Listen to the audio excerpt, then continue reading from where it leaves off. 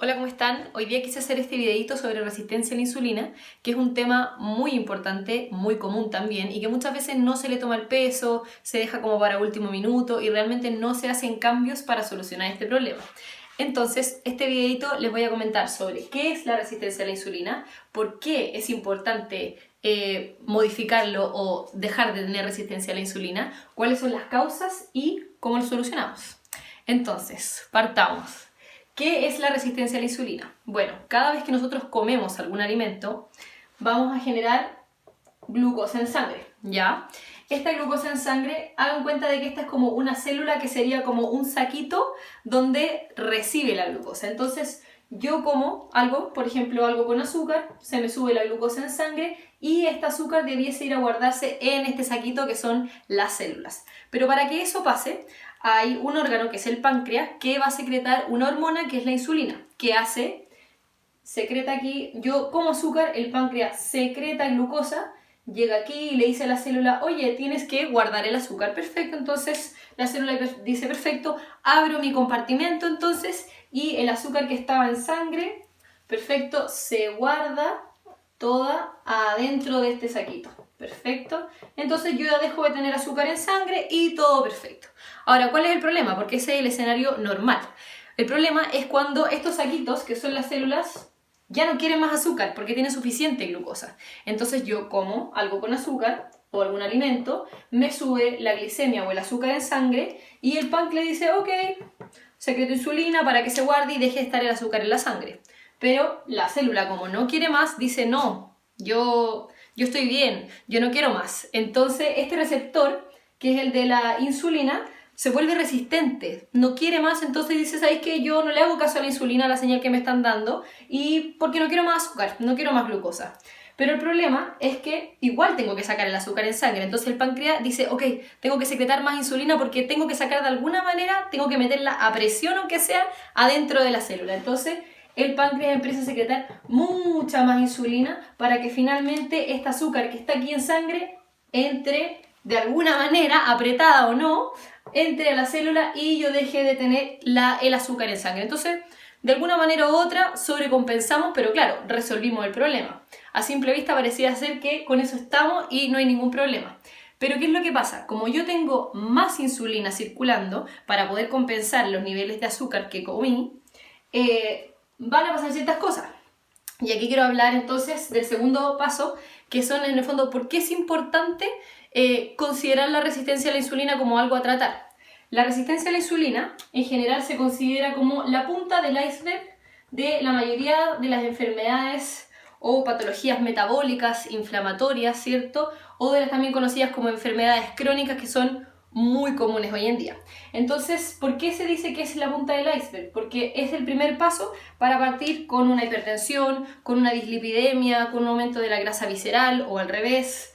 Y obviamente también, por ejemplo, si es que el páncreas se cansa de secretar esa cantidad de insulina, llegamos a una diabetes. Entonces, ¿es importante considerarlo? Claro que sí. Y además, porque es importante no solamente por todas estas patologías, que claro, ya las nombramos, pero porque la insulina de por sí sola, como es una hormona anabólica, o sea, es una hormona formadora de tejido, lo que va a ocurrir es que, por ejemplo, empieza a haber más insulina y eso estimula el tejido adiposo a que haga más tejido adiposo. Por lo tanto, también estoy favoreciendo a la mayor formación de tejido adiposo. O sea, estoy aumentando de peso probablemente por la mayor secreción de insulina que tengo.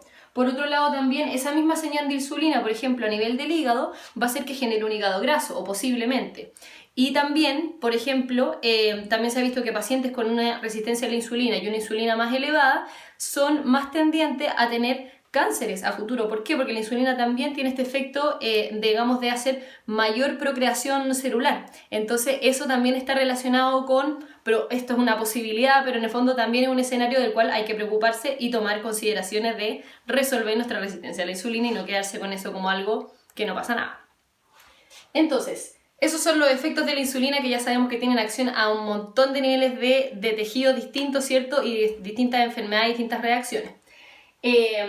¿Cuáles son las causas? ¿Por qué yo me vuelvo resistente a la insulina? Me perdí de la noche a la mañana, me volví resistente a la insulina.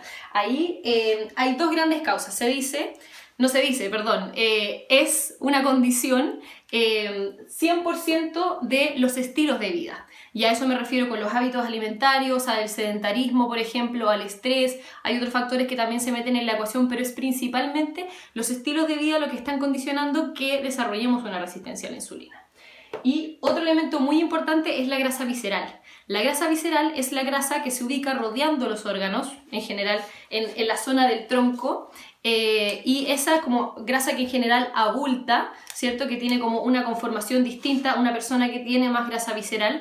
Esa grasa visceral, sea en pequeño o en mucho nivel, no solamente es algo que ocupa volumen, sino que también el tejido adiposo de ese estilo emite ciertas hormonas o señales que son muy inflamatorias, y ese estado inflamatorio condiciona a que yo desarrolle una resistencia a la insulina. Por lo tanto, este es un elemento súper importante a mediar para poder bajar la resistencia o eliminar la resistencia a la insulina.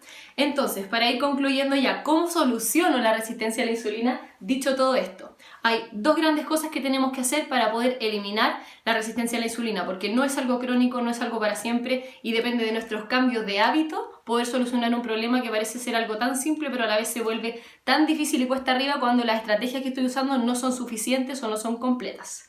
Son dos cosas las muy importantes. La primera, la actividad física. La actividad física, aunque parece ser algo cliché, es totalmente necesario para hacer que yo tenga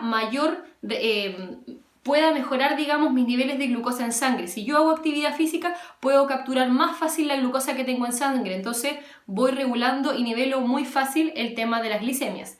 Y por otro lado, un cambio en el estilo de alimentación. O sea, muchas veces es por lo que estoy comiendo, por las cantidades, por la selección de alimentos, por los horarios.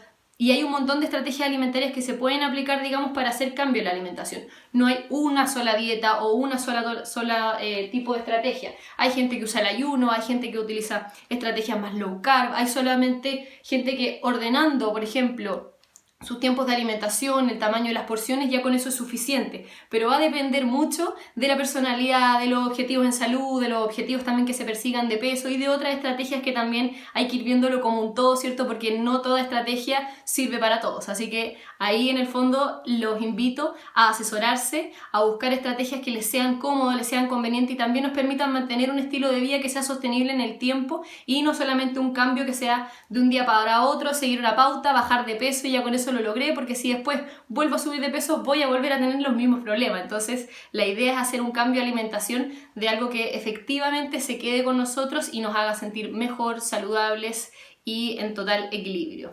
Entonces, esas distintas estrategias alimentarias nos van a hacer bajar de peso, bajar la inflamación y bajar la grasa visceral. Por lo tanto, con eso salimos de este estado de resistencia a la insulina. Espero que este video les haya servido, les sea útil y para cualquier duda, comentario o asesoría estamos en Mermoz atendiendo en consulta nutricional tanto online como presencial. Así que los dejo a todos invitados. Mi nombre es Teresita Bormaz y nos vemos.